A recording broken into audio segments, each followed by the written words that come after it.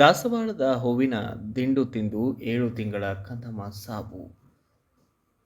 ಹೊಸಲಲ್ಲಿ ಪೂಜೆಗೆ ಇಟ್ಟಿದ್ದಂತಹ ದಾಸವಾಳದ ಹೂವಿನ ದಿಂಡು ತಿಂದು ಶ್ವಾಸಕೋಶದಲ್ಲಿ ಸಿಕ್ಕಿ ಹಾಕಿಕೊಂಡಿದ್ದರಿಂದ ಉಸಿರಾಟದ ತೊಂದರೆಯಿಂದ 7 ತಿಂಗಳ ಹಸುಗೂಸು ಸಾವನ್ನಪ್ಪಿರುವ ದಾರುಣ ಘಟನೆಯೊಂದು ದೊಡ್ಡ ಹೆಜ್ಜೂರು ಗ್ರಾಮದಲ್ಲಿ ನಡೆದಿದೆ.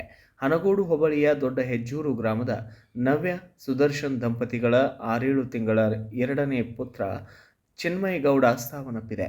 ಕಂದಮ್ಮನ ಕಳೆದುಕೊಂಡ ಪೋಷಕರ ಆಕ್ರಂದನ ಮುಗಿಲು ಮುಟ್ಟಿತ್ತು. ಇನ್ನು ಘಟನೆಯ ವಿವರ: ನಿನ್ನೆ ಬೆಳಗ್ಗೆ ಮಗುವನ್ನ ಮನೆ ಹೊರಾಂಗಣದಲ್ಲಿ ಬಿಟ್ಟಿದ್ದ ಸಂದರ್ಭದಲ್ಲಿ ಹೊಸಿಲ ಮೇಲೆ ಇರಿಸಿದ್ದ ದಾಸವಾಳದ ಹೂವಿನ ದಿಂಡನ್ನ ಬಾಯಿಯೊಳಗೆ ಹಾಕಿಕೊಂಡಿದೆ.